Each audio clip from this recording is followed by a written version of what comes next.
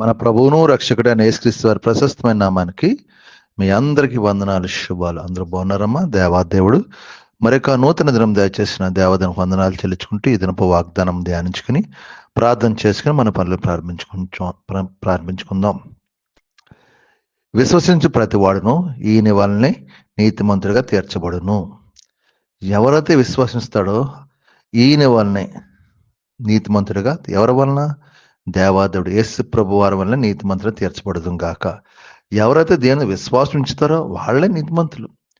విశ్వాసం లేకపోతే ఏముంటుంది?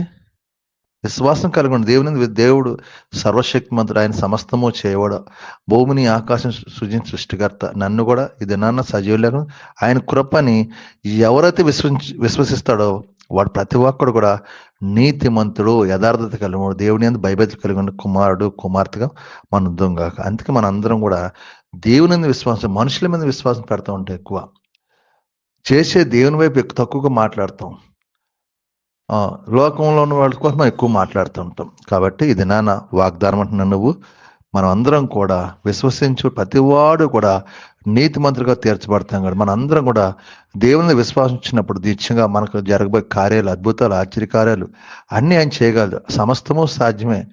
నా యందు విశ్వాసం సమస్తము సాధ్యపడుతుంది. విశ్వాసం పెట్టాలి, మనం నిరీక్షణ ఒప్పు కావాలి. కాబట్టి ప్రతివాడు ఎవడైతే విశ్వాసిస్తాడో వాళ్ళందరూ కూడా నీతిమంతులుగా తీర్చబడే కృప దేవుడు దయచేసి మనందరం దేవుని విశ్వాసం పెడదాం, నీతిమంతులుగా ఉందాం. దేవుని యొక్క కృప మనందరం పొందుకున్న కృప దేవతలు మనం దయచేయను గాక. ఆమేన్. ఈ సమయంలో మీ కొరకు ప్రార్థిస్తారు, మీరు కూడా నాతో ఎక్కువ ప్రార్థన. సర్వాధికారమైన యేసు ప్రభా, కృపగలవాడ, కనికరపుడా, నీకు వందనాలు, స్తోత్రాలు. మరి యొక్క నూతన దినం దయచేసి ఈ దినమంతా నీ రెక్కల చాటును భద్రపరచండి, కాచి కాపాడండి, దీవించండి, ఆశ్రయించండి. నీ అభిషేకం, నీ ఆత్మ, నీ పరిశుద్ధ సన్నిధి మాపై కుమరించు. నీ ఎలుగు మాపై దుష్టుడు సాతాను గలిబిలి చేసిన ప్రతి ఆటంకము యేసు నామములో దూరపరచండి.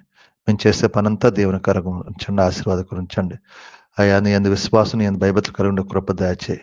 మా యజమానుల ద్వారా తోటి పనులు ఏకీడు లేకుండా సహాయం చేయండి. ఎవరైనా బలహీనంగా బిడ్డలంటే ముట్టండి, స్వస్థపరచండి. హాస్పిటల్ ఐసీలు ముట్టండి, స్వస్థపరచండి.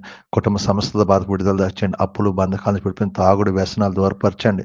యవన కుమారులు, కుమార్ తల్లిదండ్రుల మాటలు లోబడి కృప దాచి ఈ రోజు పుట్టినరోజు, పెళ్లి రోజు జరుపుకుని బిడ్డలను మీరు దీవించి ఆశ్రయించి కృప చూపించేది. మనతో సంతోషం, సమాధానం, శాంతి, నెమ్మది దయచేసి కృప చూపించండి. మీకే మహిమా, ఘనత, ప్రభావం పొందుకోమని యేసు పరిశుద్ధ నామమున అడుగుతున్నాను తండ్రి, ఆమేన్. అందరికి వందనాలు. దేవుడు మిమ్మల్ని దీవించును గాక. ఆమేన్. ప్రభువు నామంలో ఈ వీడియో వీక్షించిన ప్రతి ఒక్కరికి జీసస్ స్వస్థత ప్రార్థనా మందిరం వారి ప్రత్యేక వందనాలు తెలియజేసుకుంటున్నాము.